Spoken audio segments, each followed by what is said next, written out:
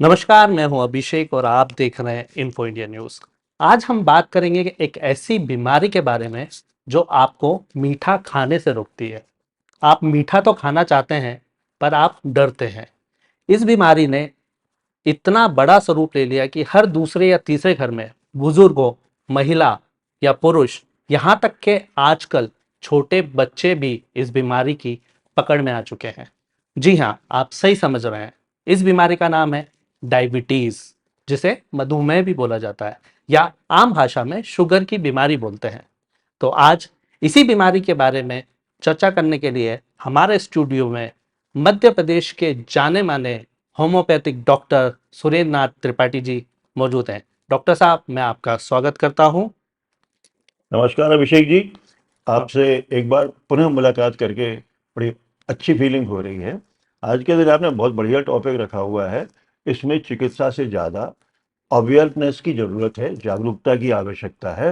अगर दिनचर्या अगर सबसे समझा दी जाए, सिखा दी जाए, तो डायबिटीज़ के बहुत सारे केस रोके जा सकते हैं, उनको बचाया जा सकता है कि भविष्य में वो डायबिटीज़ से बच जाए। डॉक्टर साहब, मैं आपको बताना चाहूंगा कि ये बीमारी के बारे में हमारे दर्शकों ने बोला कि इसके बारे में एक वीडियो जरूर बनाएं। और आप जैसा 35 साल का अनुभव हमारे साथ मौजूद है, तो चलिए डॉक्टर साहब, आज शुरुआत करते हैं।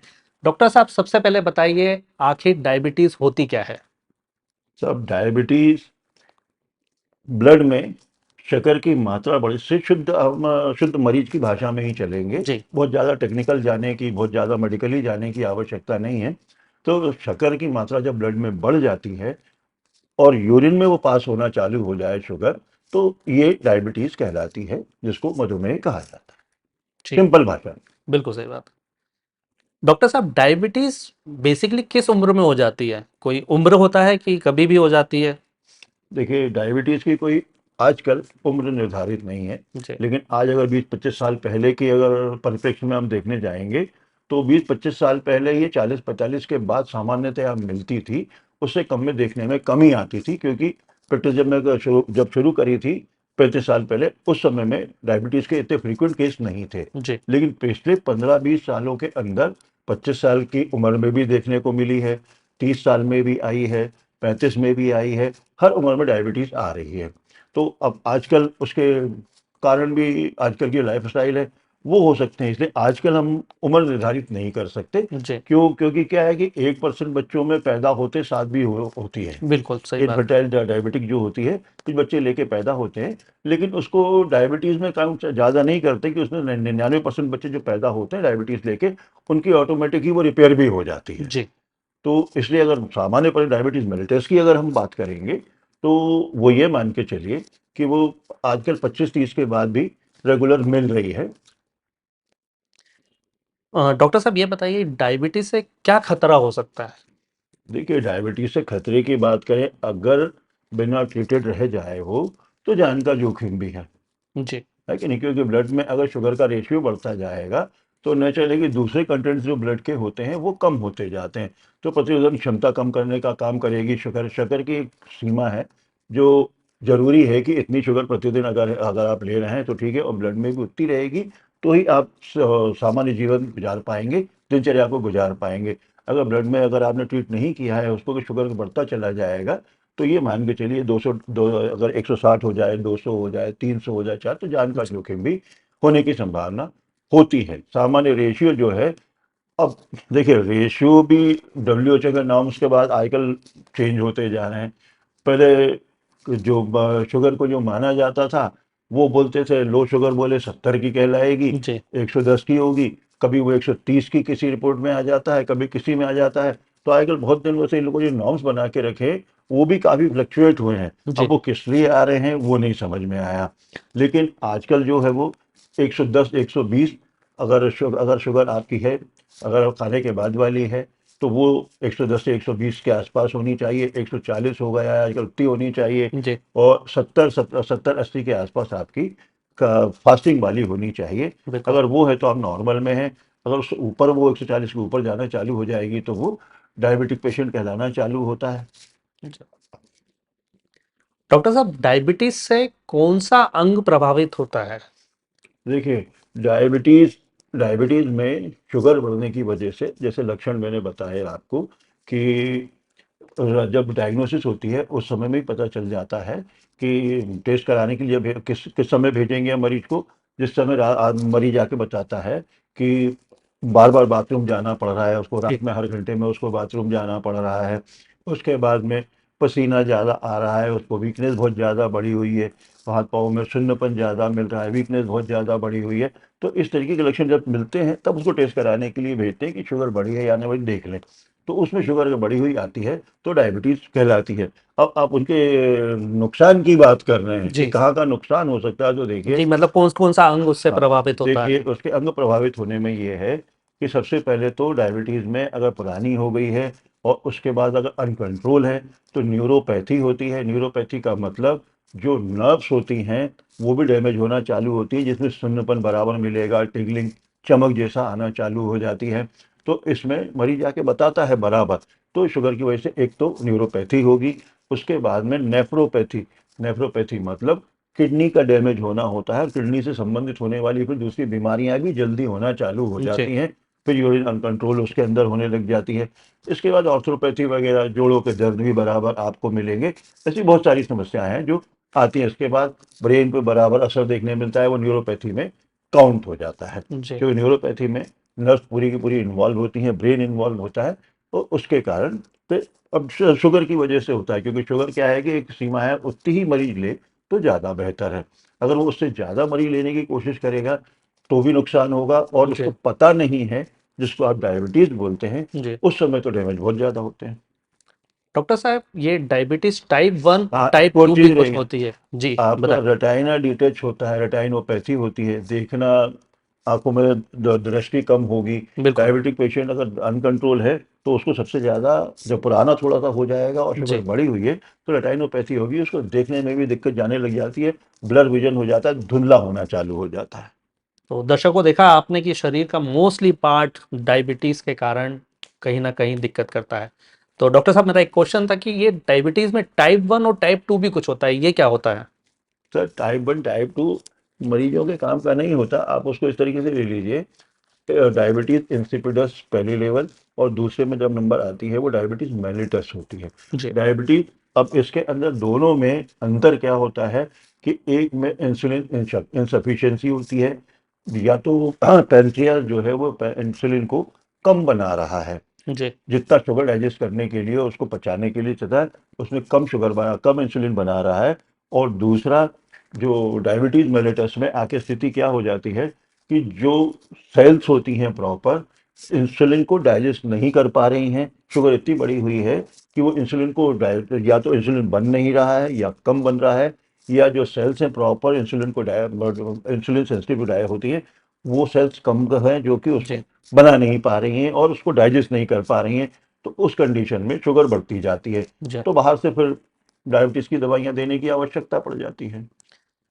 डॉक्टर साहब, ये और पूछना चाहूँगा, अगर किसी को डायबिटीज़ है तो उसे क्या खाना चाहिए और क्या नहीं खाना चाहिए, मतलब किन चीज़ों से परहेज करना चाहिए, और जिनको अगर डायबिटीज़ नहीं है तो उन्हें किन चीज़ों का ध्यान देना चाहिए? देखिए, डायबिटीज़ है या नहीं है, दोनों के लिए दिनचर्या पहला रोल प्ले करती है। दवाइयाँ हमेशा सेकेंडरी होती हैं। हर बार मैंने बताया, दवाइयाँ ज़रूरी नहीं होती है, दवाइयाँ मजबूरी होती हैं। जी और वो सिर्फ हमारी दिनचर्या अगर व्यवस्थित हमने नहीं रखी है, पूरे टाइम हमने दिनचर्या को गड़बड़ करके रखा है, तो उस अवस्था में डायबिटीज़ छोड़िए, कोई भी बीमारी शरीर में प्रवेश कर सकती है। देखिए, सदियों से भोजन का, जीवन गुजारने का एक तरीका रहा है, जिसमें आज जमीन आसमान का बदलाव आ गया है। बिल्कुल सही है। पहले समय में जो दिनचर्या हुआ करती थी, सुबह 4 बजे आदमी की दिनचर्या हो जाती थी, व्यक्ति उठ जाया करता था। और उस समय में वो क्या करता था, या तो अपने काम पे निकलता है या अपनी दिनचर्या आरंभ कर देता था, खेत बिल्कुल। जाने वाला खेत चला जाया करता था। और सुबह 7 साढ़े 7 बजे एक समय में नाश्ता हो जाया करता जी था। 12 1 बजे के आसपास लंच हो जाता था, दिन का भोजन।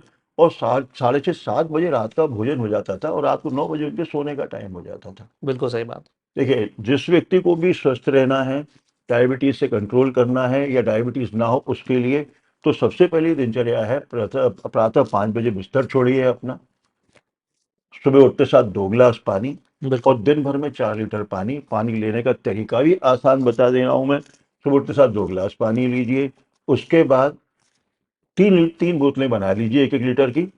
दो 2 गिलास आपने सुबह उठते साथ पी लिया। उसके बाद 6 बजे से 12 के बीच में 1 लीटर पानी किस्तों किस्तों में ले लीजिए। जी 12 से 5 के बीच में 1 लीटर पानी किस्तों किस्तों में लीजिए। 5 से रात को 10 के बीच में 1 लीटर पानी किस्तों किस्तों में लीजिए।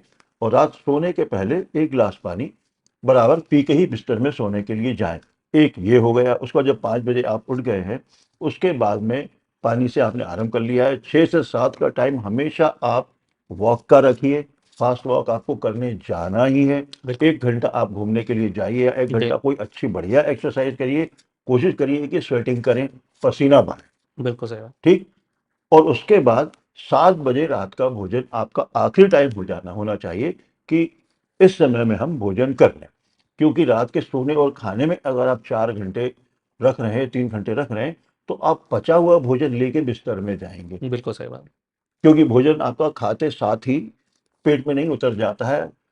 क्योंकि इतनी लंबी आंत दी हुई है, पेट तक पहुंचने में भोजन को काफी समय लगता है। क्योंकि आते आंत में हर भोजन के कौर का आंत में अलग अलग जगह पर डाइजेशन, अलग अलग तरीके का मेटाबॉलिज्म होता है। जी उसके बाद जो मेटाबॉलिज्म पेट में होता है, जो डाइजेशन पेट में होता है, उसके लिए बचा हुआ भोजन पेट में पहुंचता है।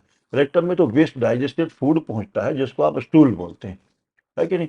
तो ये अगर डाइजेशन की प्रक्रिया अगर आपके आंतों से उतर के पेट तक पहुंच गई है, तो 2.5 से 3 घंटे का समय लगता है। तो 3 से 4 घंटे का समय आपका रात में भोजन के बाद सोने का होना चाहिए। तो आप बिल्कुल खाली पेट कायदे से पचा हुआ जब आप जाएंगे, तो आंतों में भोजन आपका नहीं रहेगा। तो एसिडिटी, गैसेस, कॉन्स्टिपेशन, इन सबसे बचने की संभावना आपकी बढ़ जाती हैं। जी अगर ये नहीं है, तो आप डायबिटीज से भी बच सकते हैं और दूसरी परेशानियां भी आपको नहीं आएंगी। रात में बढ़िया वैसा भोजन लेके सोइए, 5 बजे पुनः उठिए। और लगता है रात में अगर आपको भूख लग रही है, तो उस समय खाना कुछ नहीं है। क्योंकि 7 बजे भोजन किया है, तो पानी आपका अभी रात तक 10 बजे तक का बाकी है कि जी 1 लीटर खत्म करना है। तो उस पानी को रात सोने के पहले खत्म करिए, सोने के पहले 1 गिलास पानी पी के सोइए।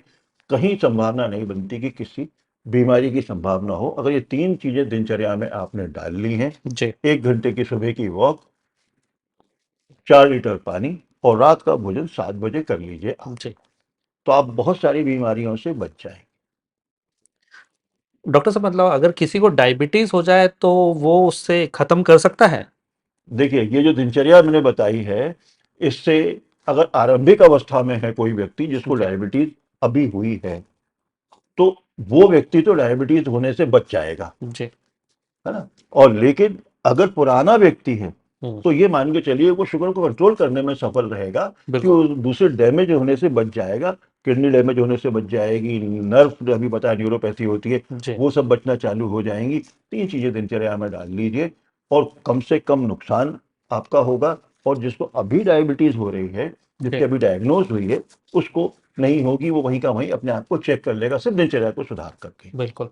डॉक्टर साहब कुछ लोग डायबिटीज जिनको होती है वह इंसुलिन लगाते हैं, तो क्या इंसुलिन लगाना सही है?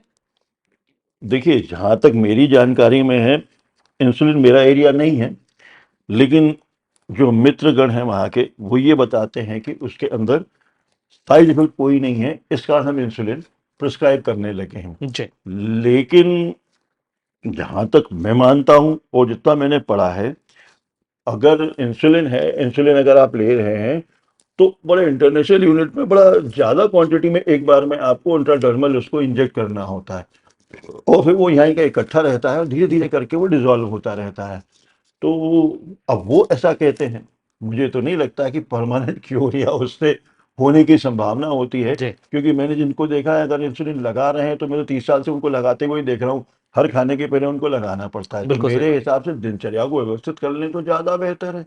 अगर आप इंजेक्शन के भरोसे चल रहे हैं, तो आप तो यही मान के चलते हैं कि यार हमने तो इंजेक्शन ले लिया है, अब कुछ भी खाते रहो पीते रहो। तो बिल्कुल। ऐसे वाले लोग भी मुझे मिलते हैं, जो बराबर मीठा भी दिन में 3 बार खा रहे हैं, और उसके बाद में इंजेक्शन लगा रहे हैं, इंसुलिन लगा रहे हैं। तो ऐसे इलाज का फायदा क्या है। बिल्कुल भाई, सही। दिनचर्या को आप ढाल लीजिए, दिनचर्या व्यवस्थित कर लीजिए, तो आपको इंजेक्शन की जरूरत नहीं पड़ेगी, और किसी और दवाई की आपको जरूरत नहीं पड़ेगी। बिल्कुल। डॉक्टर साहब एक यूरिन शुगर भी कुछ होता है, ये क्या होता है? साहब, यूरिन शुगर नहीं होता है, ब्लड में जब ज्यादा बढ़ेगा, जी तो सिस्टम ऊपर वाले ने दिया हुआ है, बना हुआ सिस्टम है, कि जब शुगर वहां पे बढ़ेगी, शुगर भी पानी का रूप होता है ना। नमक भी पानी का रूप होता है। तो ये सब के सब यूरिन में ही पास होंगे फिल्टर होने के बाद। तो जब भी टेस्ट करने जाएंगे, जब बहुत ज़्यादा बड़ी हुई होगी तो ब्लड में भी शुगर मिलेगी, यूरिन टेस्ट कराने जाएंगे तो वहाँ भी आपको शुगर मिलेगी। डायबिटीज क्या सिर्फ दवाइयों से ही ठीक हो सकती है? देखिए, डायबिटीज़ में दवाइयाँ आपको सहयोग करने के लिए हैं। जी। दिनचर्या आपको व्यवस्थित करके रखेगी। अगर आपने देखे, शुगर नेचुरल सोर्स है, जी। ग्लूकोज, 99% जो भी हमारे खाने में चीज़ें आती हैं जो सूरज की रोशनी में हो रही हैं, उन सब चीज़ों के अंदर ग्लूकोज होता है। जी। गेहूं में आपको शुगर मिलता ही है, चावल में आपको शुगर मिलता ही है। तो ऐसे और भी अनाज हैं जो सूरज की रोशनी में होते हैं तो उनमें शुगर मिलता है। जी। तो फिर डायरेक्ट शुगर लेने की हमें ज़रूरत नहीं है। आप कंट्रोल कर लीजिए, चाय में डायरेक्ट शुगर लेना बंद कर दीजिए और मिठाइयाँ खाना बंद कर दीजिए। जितना शुगर आप जितने शरीर के लिए ज़रूरत है उतनी आपको भोजन में ही नॉर्मल मिल जाती है। भले नमक डाल के आपने खाया हो, उसके अंदर आपको शुगर सफिशिएंट मिल जाती है जितनी शरीर को ज़रूरत होती है। तो अलग से लेने की उसकी ज़रूरत नहीं है। आप अगर एक एक अगर पीस आपने 50 ग्राम की अगर आपने एक बर्फी भी खाई है जी। तो उसको पचाने के लिए शरीर को बहुत मेहनत करनी पड़ती है। ओके। इसी कारण सबसे ज्यादा बढ़ने वाला जो रेशियो है वो शुगर का ही होता है। हम्म। डॉक्टर साहब, क्या होम्योपैथिक में डायबिटीज का परमानेंट इलाज हो सकता है? देखिए, हर चीज का चैलेंज मैंने पहले भी नहीं किया है, 35 साल से नहीं किया है, आज भी नहीं कर रहा हूँ। लेकिन मेरे जो 60-70 मरीज इस समय डायबिटीज डायरेक्ट होम्योपैथी में कम लोग आते हैं। जैसे ही पता चलता है सीधे वो हम्म। या तो दुकानदार से ही दवाई लेते थे डायबिटीज की, मेरे को गोली देते शुगर बढ़ गई थी, जी। वो लोग वहीं से ले लेते हैं। लेकिन जो मेरे 60-70 मरीज हैं वो डायबिटीज में आज बहुत खुश हैं। वो सिर्फ इसलिए खुश है कि मैंने उनकी दिनचर्या को सुधार लिया। कुछ दवाइयाँ जो होम्योपैथी की होती है डायबिटीज पे काम करने वाली, बहुत अच्छी अच्छी दवाइयाँ हैं। होम्योपैथी का मानना वो नहीं है जो एलोपैथी में होता है। जी। होम्योपैथी हमारी सिम्टोमेटोलॉजी के आधार पे चलती है, लक्षणों के आधार पे चलती है। और लक्षण कहाँ से आते हैं? शरीर में अंदर जब कहीं ना कहीं डिस्टर्बेंस चल रहा होगा, डिरेंजमेंट हो रहा होगा, उस समय एक्सटर्नल फीचर के रूप में लक्षण आते हैं, सिम्टम आते हैं, जी। जो मरीज हमें बताता है। जो मैं पहले बता चुका कि यूरिन मुझे बार बार हो रही है, ये हमारे लक्षणों में आता है। बीमा हमारी दवाइयों के लक्षण है प्रॉपर ये। उसके बाद में हमारे को वीकनेस बहुत ज़्यादा हो रही है, न्यूरोपैथी जैसा लेट एज में आया है। तो वो बहुत सारे लक्षण ऐसे हैं जो डायबिटीज़ के कारण डेवलप हो रहे हैं। जी। तो हमें बीमारी के नाम की आवश्यकता नहीं होती है। हमें सिर्फ आप लक्षण हमें देंगे बीमारी का, तो हम लक्षणों के आधार पर ही दवाइयाँ निकालते हैं। वो डायबिटीज़ के लक्षण भी हो सकते हैं, जी। वो किसी और बीमारी के लक्षण भी हो सकते हैं। तो जो भी लक्षण हमें मिलेंगे हम वो उसकी दवाई देते हैं, वो लक्षण जाते हैं। और अगर एलोपैथी के हिसाब से अगर आप चलें डायबिटीज़, तो वो भी रिपेयर होना चालू हो जाती है। और उसके साथ में जो लक्षण बाहर आ रहे हैं वो भी रिपेयर होना चालू हो जाते हैं। लेकिन सबसे बड़ा प्लस पॉइंट हमारे साथ ये है, हमारी होम्योपैथी में साइड इफेक्ट कोई नहीं होता है। जी। अगर साइड इफेक्ट नहीं है तो वो एरिया ज़्यादा अच्छा है, वो दवाई ज़्यादा ज़्यादा बेहतर है। अच्छा। क्योंकि साइड इफेक्ट का भी इलाज बाद में करना पड़े उससे तो बेहतर है कि बिल्कुल। होम्योपैथी में ही आदमी चले। बिल्कुल सही बात। डॉक्टर साहब, ये और पूछना चाहूंगा, जैसे अगर परिवार में मतलब माता पिता को अगर डायबिटीज है तो क्या बच्चों में भी वो बीमारी आ सकती है? नहीं, बहुत सारी भ्रांतियां फैली हुई हैं। क्या होता है कि डायबिटीज जो है आपकी हेरिडिटी में नहीं है, आपके संस्कारों में आ रही है अगर देखा जाए तो। जी। भाई देखिए, अडॉप्शन एक बहुत बड़ी प्रक्रिया होती है किसी चीज को किसी से प्राप्त करना। बिल्कुल। आप पढ़ाई लिखाई तो बच्चों को आप सिखा देते हैं, खाना पीना आप बच्चों को सिखा देते हैं, लेकिन बहुत सारी ऐसी चीजें हैं जो आप बच्चों को नहीं सिखाते हैं। जी। जैसे बच्चों से अगर आप पानी बार बार मांगेंगे तो हम्म। बच्चा आपको पी के ला के देगा, वही पानी आपको पीना पड़ रहा है। तो बहुत सारी चीजें बच्चे देख देख के सीखते हैं। जी। तो ये डायबिटीज जैसी बीमारियां देख देख के सीखने वाली हैं, हम्म। हेरिडिटी में नहीं आ रही हैं। अगर जी। हेरिडिटी में आती तो पैदा होते ही होनी चाहिए थी ना बच्चे को। बिल्कुल सही बात है। हेरिडिटी में अगर आ रही होती, और जो बीमारियां हेरिडिटी में आती हैं वो सब पैदा होते ही हो जाती हैं कि जी। महीने भर के अंदर, साल भर में, 2 साल में पता चल जाता है। बिल्कुल सही है। अब डायबिटीज अगर उसमें आ रही होती, अगर उसमें हेरिडिटी मानी जा रही है, तो उसको 30 साल बाद, 40 साल बाद क्यों हो रही है? हम्म।